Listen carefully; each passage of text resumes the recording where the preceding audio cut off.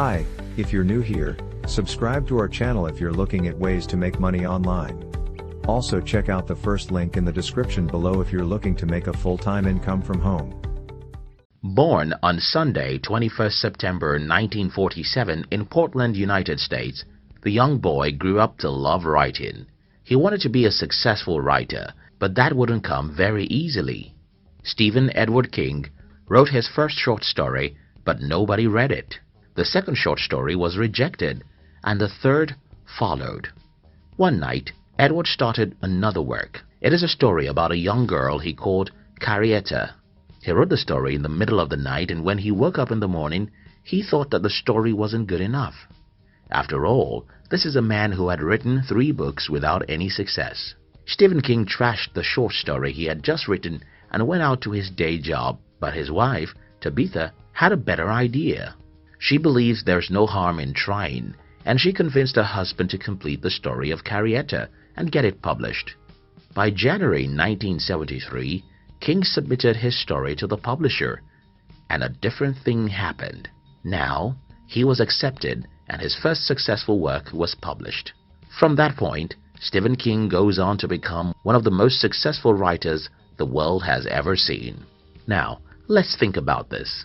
What if Stephen King had successfully trashed that story that made him famous? Or he had stopped writing after a few failures? Well, maybe we would never have heard from him. Now, pay attention to this. Every creative entrepreneur knows they do not know the market.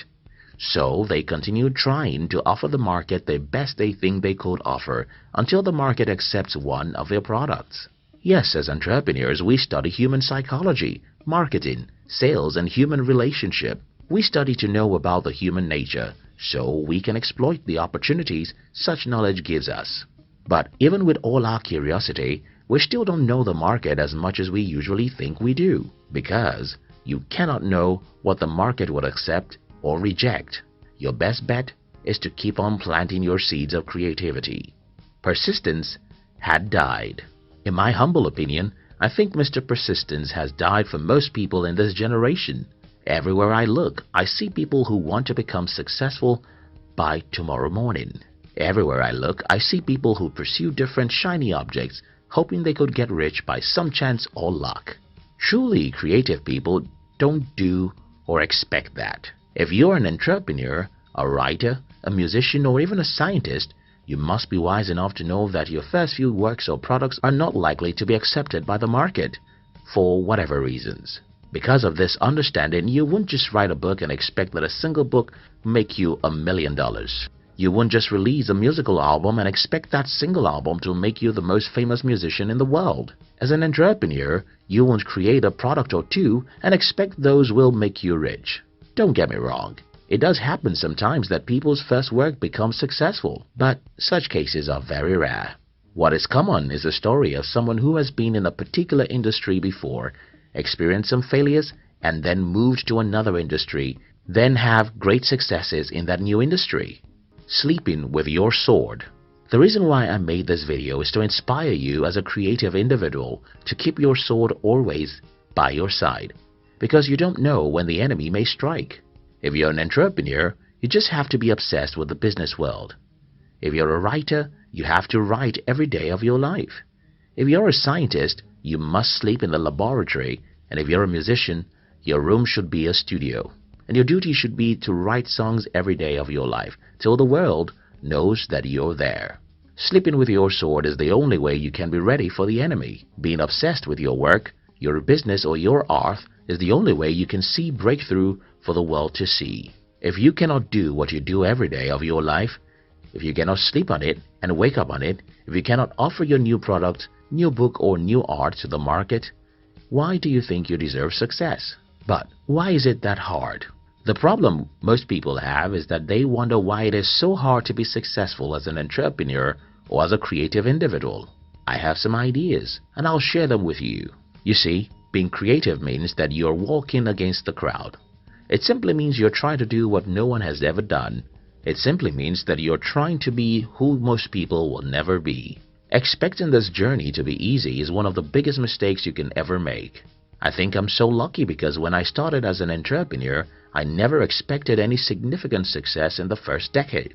Yes, I was young and that was an advantage, but regardless of how old you are, you have to understand that the market doesn't care. One other thing I need you to understand is that most of the creative work simply means that you will be required to do something very new and accepted.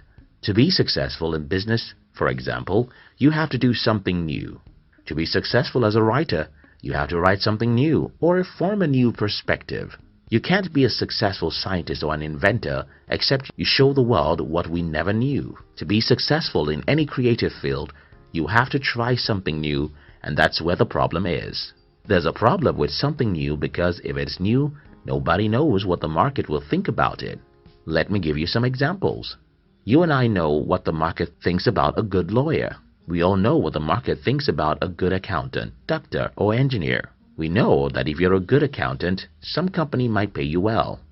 If you're a good doctor or lawyer, you'll be paid well. These fields are predictable because they do not involve breaking the rules or creating a new or strange thing. But when you talk about inventions or creations of an idea, products or businesses, you have to break some rules and risk creating something new, and the market may just reject you for whatever reason. An example of this is Dean Kamen's Segway. Before Segway was launched in the year 2001, Kamen had been able to raise billions of dollars. The idea was so great that even the smartest people in the world, people like Steve Jobs, even fell for it. And that's why the creative work is hard. You simply cannot tell what the market will accept or reject. So, what is the message of this video? Very simple. Keep on creating. Keep on writing. Keep on researching. Keep on making your art. No matter what area of creative endeavor you find yourself, remember the story of Stephen King. The work he thought could never be accepted by the market was the one the market accepted. You simply cannot tell what the market will accept. Do your best to study the market and to give it your best work. But when the market rejects you, know that it has always been like that. Keep on creating because your next work might just be what will announce you to the world.